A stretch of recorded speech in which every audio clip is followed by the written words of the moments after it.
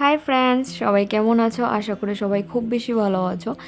শীত তো চলছেই, আর যতক্ষণ না পৌষ সংক্রান্তি আসবে বা শীত যাবে ততক্ষণ পিঠে পুলি তো চলতেই থাকবে।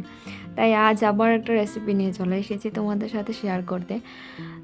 তো সেদিন তোমরা সবাই দেখেছো যে আমি সিদ্ধ পুলি পিঠা করেছিলাম, আর আজকে আমি রেসিপিটা শেয়ার করছি যে দুধ পুলি কীভাবে বানাবো।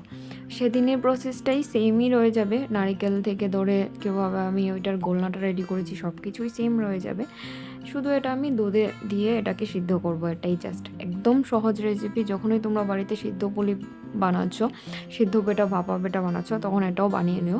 সাথে সাথে একই সাথে হয়ে যাবে, আর প্রসেসটাও খুব ইজিভাবে হয়ে যাবে, কোনো এক্সট্রা কাজ লাগবে না। আর আমার তো সিদ্ধ পুলি থেকে এই দুধ পুলিটা খুব বেশি ভালো লাগে, কারণ দুধের যে একটা শুকনো হয়ে একটা মাখো মাখো ক্ষীর চলে আসে না, এটা আরও খুব বেশি ভালো লাগে। আমি এটাতে 2-3টা করে পুর ভরে দিয়েছিলাম, কারণ আমার নারকেলটা রয়ে গেছিলো তার জন্য।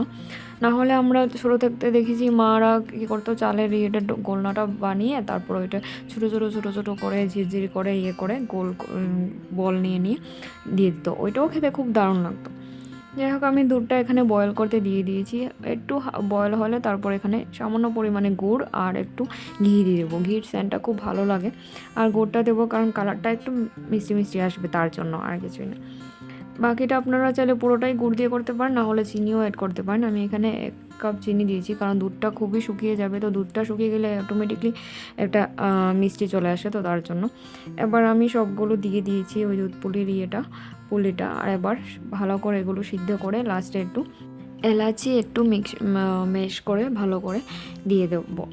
ভালো করে এটা জাল হবে, তারপরে দুধটা একদম ঘন হয়ে আসবে। এখন দেখুন পুরোটা ঘন হয়ে আসে, আর এটার সাইডে যে দুধটা জাল হয়ে লেগে থাকে না, ওইটাকে জমতে দেওয়া যাবে না, পুরোটা ইয়ে করে করে নিয়ে নিতে হবে, তাহলে দুধটা তাড়াতাড়ি ঘন হয়ে যাবে, আর কিছু না।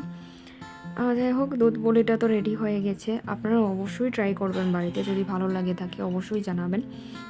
চলো এবার আমি এটাকে একটু টেস্ট করে দেখব, কারণ যখনই এই দুধের কিছু হয় না, আমার টেস্ট তো করতেই হয়, তার জন্য।